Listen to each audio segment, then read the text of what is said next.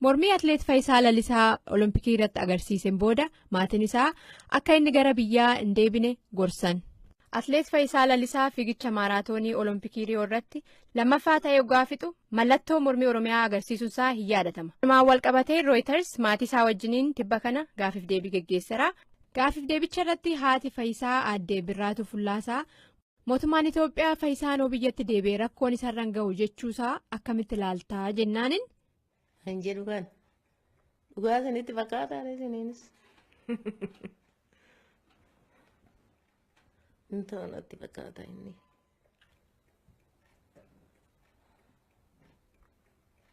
achuma naa ta'a anan godhanii ani duudhuma dhufeen jaaladha amma na dhiiseyyuu hin gaddallee baay'een boo'ee natti furii amma fayyumaayyuu duudhuma jitaayyuu hin jaaladha akkasaa ta'ee ta'u. Atleet Fayyisaan waan Oromiyaa keessatti ta'aa ture hunda hordofaa ture an jettu immoo haadha manaasaa Iftuu Mul'isaati. Yeroo sanaaf rifadheera garuu nan dinqisiisu maaliif namoota du'an hin argaa namoota reebbaman hin argaa namoota hidhaman hin argaa keessa isaatti haarii baay'ee qaba haarii of keessaa waan qabuuf gocha isaa kanatti badaa nan dinqisiisa. Fayyisaan abbaa ijoollee lamaati. Intalli isaa abbaa ishii akka yaaddee fi bakka inni jiru beekuu akka barbaaddu Reutersitti himteetti.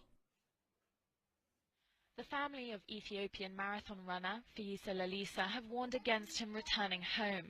The image of him crossing his wrists above his head as he crossed the finish line in Rio has been widely seen. The gesture is used by anti-government protesters in Ethiopia's OROMOO region. After the race, Lalisaa said he was afraid to go home. On Tuesday, he was not among his fellow athletes who returned. The government has said they will not bar him from coming back, but Lalisa's mother isn't so sure. Kan jedhu kan dhugaa sanitti fakkaataa isiniinis intoonatti fakkaataa inni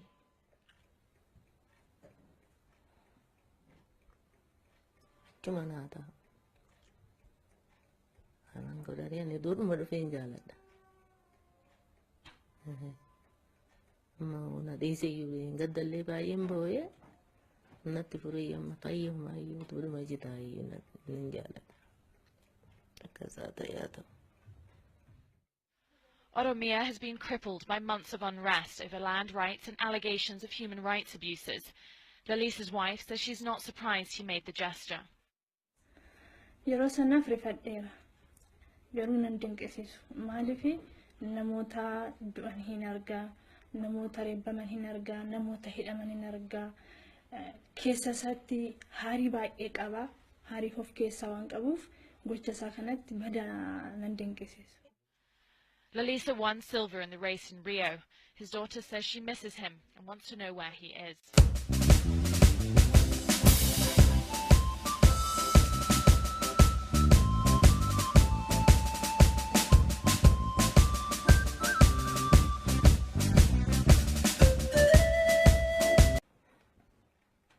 Intoonatti fakkaataa inni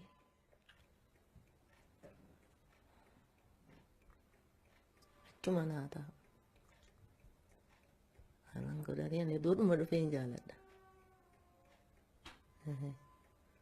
amma na dhiiseyyuu hin gaddallee baay'een boo'ee natti furii amma fayyumaayyuu duudhuma jitaayyuu hin jaaladha akkasaa ta'ee ta'u. Atleet Fayyisaan waan Oromiyaa keessatti ta'aa ture hunda hordofaa ture an jettu immoo haadha manaasaa Iftuu Mul'isaati. The finish line in Rio has been widely seen. The gesture is used by anti-government protesters in Ethiopia's OROMOO region. After the race, Lalisaa said he was afraid to go home. On Tuesday, he was not among his fellow athletes who returned. The government has said they will not bar him from coming back, but Lalisa's mother isn't so sure. Kan jedhu kan dhugaa sanitti fakkaataa isiniinis intoonatti fakkaataa inni.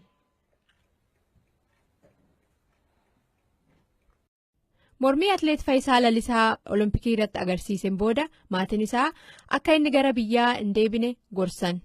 Atleet Fayyisaa Lalisaa fiigicha maaraatoonii Olompikii Riyoo irratti lammaffaa ta'ee waggaa fixu mallattoo mormii Oromiyaa agarsiisuusaa hin yaadatama. Walumaan walqabatee Reuters maatii isaa wajjiniin tibba kana gaafiif deebii geggeesseera.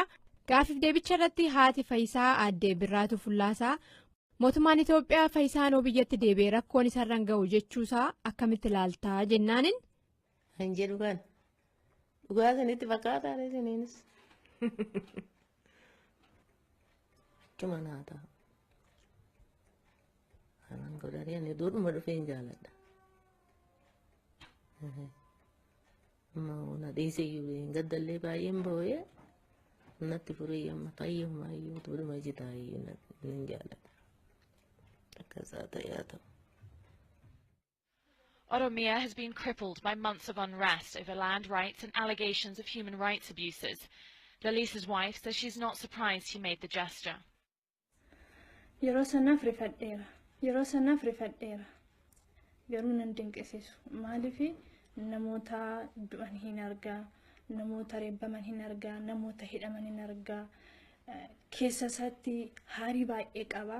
Haariif of keessaa waan qabuuf gocha isaa kanatti badaa nan dinqisiisa. Fayyisaan abbaa ijoollee lamaati. Intalli isaa abbaa ishii akka yaaddee fi bakka inni jiru beekuu akka barbaaddu Reutersitti himteetti.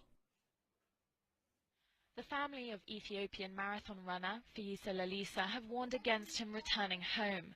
The image of him crossing his wrists above his head as he crosses